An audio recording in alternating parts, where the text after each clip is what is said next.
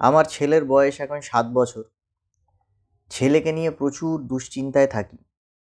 কারণ ছেলেটার অটিজম রয়েছে। বন্ধুরা, আগে অটিজম মানে বুঝতাম না অটিজম কী জিনিস এবং জানতাম না। এবং ছেলেকে দেখে তখন আমি স্টার্টিংয়ে বুঝতেও পারিনি যে ওর অটিজম রয়েছে। ভাবলাম নর্মাল যাচ্ছে, আস্তে আস্তে আস্তে আস্তে ঠিক হয়ে যাবে। তবে আমি জানি আমার মতো আরও অনেক প্যারেন্টস রয়েছে যারা নিজের ছেলে বা মেয়েকে নিয়ে একটু দুশ্চিন্তায় রয়েছে, কারণ তারও হয়তো অটিজম থাকতে পারে।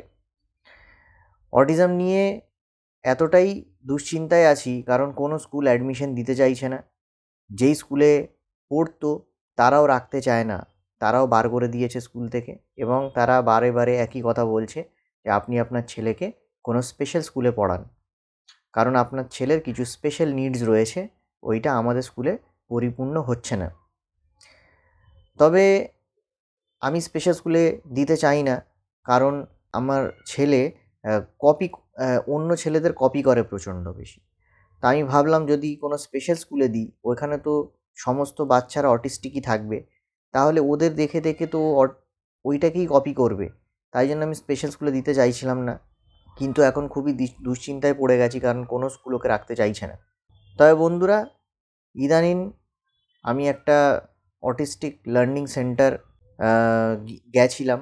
এই লার্নিং সেন্টারটার নাম হচ্ছে মমস বিলিভ। আমি জানি না এই সেন্টারটা কেমন কাজ করে বা এই সেন্টার থেকে কেউ লাভবান হয়েছে কি না। তো যদি আপনারা কেউ এই সেন্টারে গিয়ে থাকেন তাহলে আমাকে অবশ্যই কমেন্টসে জানাবেন যে এই সেন্টারটা কেমন, বা এই সেন্টারে গিয়ে বাচ্চার মধ্যে কোনো পরিবর্তন এসেছে কি না, লাভবান হয়েছে কি না, তাহলে আমি খুবই খুশি হব। তো সেন্টারটা যাওয়ার পরে তারা বললেন, আমার বাচ্চাকে দেখে বললেন, দুটো টেস্ট করতে হবে, একটা আইজা টেস্ট আর একটা BG3 টেস্ট। এই দুটোই টেস্ট কী টেস্ট আমি জানি না।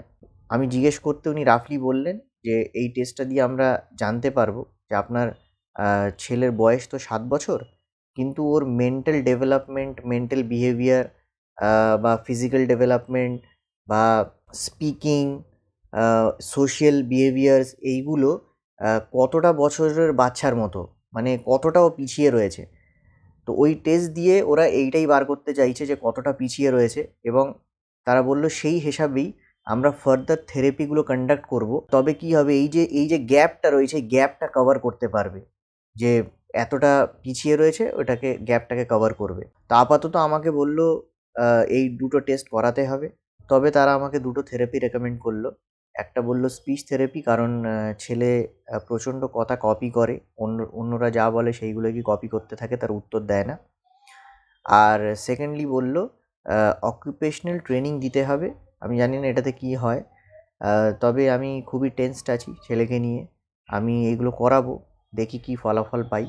যদি কোনো ফলাফল পাই আমি অবশ্যই আপনাদের নেক্সট ভিডিওতে জানাবো। যারা যারা নিজের বাচ্চাকে নিয়ে চিন্তিত রয়েছেন, দুশ্চিন্তায় রয়েছেন, আমাকে অবশ্যই সাবস্ক্রাইব করুন, তাহলে আমার পরবর্তী ভিডিওগুলো আপনারা দেখতে পারবেন। যদি আমি মমস বিলিভ লার্নিং সেন্টার থেকে কোনো পজিটিভ রেজাল্ট পাই, আমি অবশ্যই আমার ইউটিউব চ্যানেলে আপনাদের জানাবো, তাহলে যেন আপনারাও মমস বিলিভ লার্নিং সেন্টার থেকে কিছু উপকৃত হতে পারেন। ভিডিওটা ভালো লেগে থাকলে অবশ্যই একটা লাইক দেবেন। কোনো বক্তব্য থাকলে, কিছু জিজ্ঞাসা করতে যদি চান বা আমাকে কিছু বলতে চান, তাহলে অবশ্যই আমার কমেন্ট সেকশানে কমেন্ট করবেন।